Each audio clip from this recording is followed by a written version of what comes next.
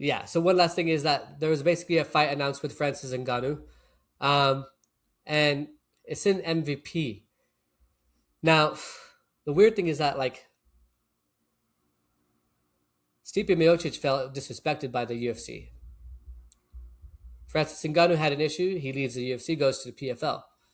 Did one fight there. I don't think Francis Ngannou is really a good person to work with, so not much to say there. I guess I can kind of understand the UFC from that standpoint in some sense, I guess. But obviously, we don't know the outer workings of the UFC and negotiations and stuff like that. But from the outside looking in, it just seems that way, that he's not really an easy person to work with. And then you have um, John Jones, who's upset.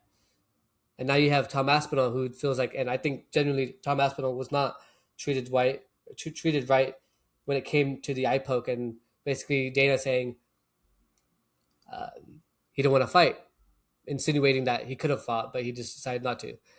Find it very, very interesting that he did it that way. Um,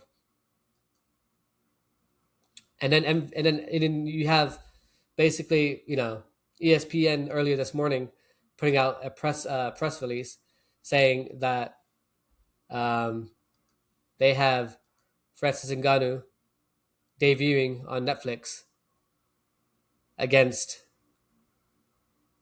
God knows who, Philippe Lins, and apparently he had multiple fights canceled in the UFC, and he was a light heavyweight fighter. Um, so yeah, it's just pretty interesting to see. Okay, Lins has completed in the UFC, Bellator, and PFL. Oh, competed in the UFC, Bellator, and PFL.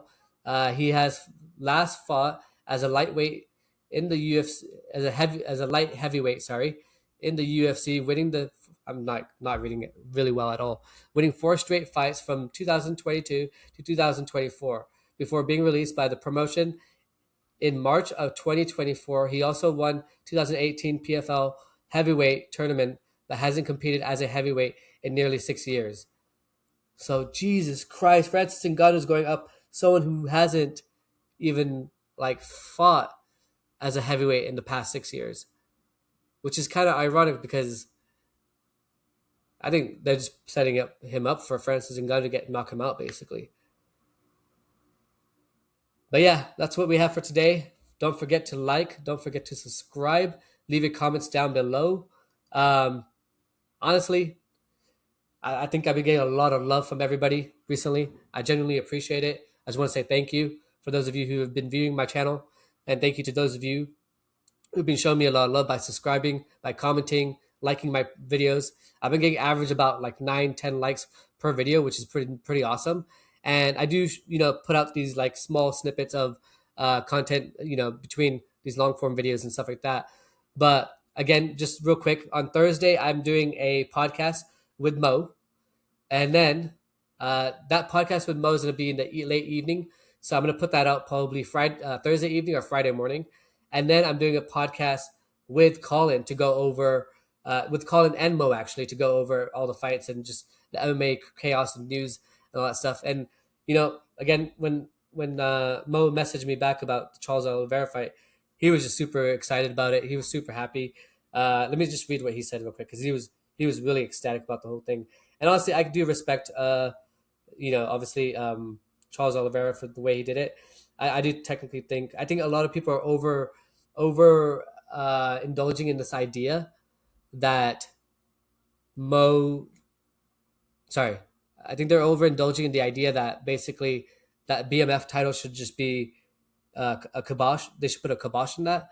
I don't think they should put a kibosh in that. I think he rightfully got that. Not to mention, it's just kind of sad if you let Charles Oliveira not defend his belt, but you let Max Holloway defend it twice. Then, how does he get his paper? Like, how does he get his championship pay? So he said, "Bro, that motherfucking straight up lying." Oh wait, he's talking about John Jones. Okay, both of them ain't coming back. Oh, he's talking about John Jones and Conor McGregor. That was sick ass fight though. I don't care what anyone says. Told you Charles would take it. Yeah, he did. He did on the podcast. He did say that fight. He said that fight was also going to feed generations. That fight is not feeding any generations at all. No one wants to see that fight ever again. But it was a great fight by Charles Oliveira. All right, thank you again. Subscribe. Don't forget to comment down below and leave a like and we'll see you on the next one.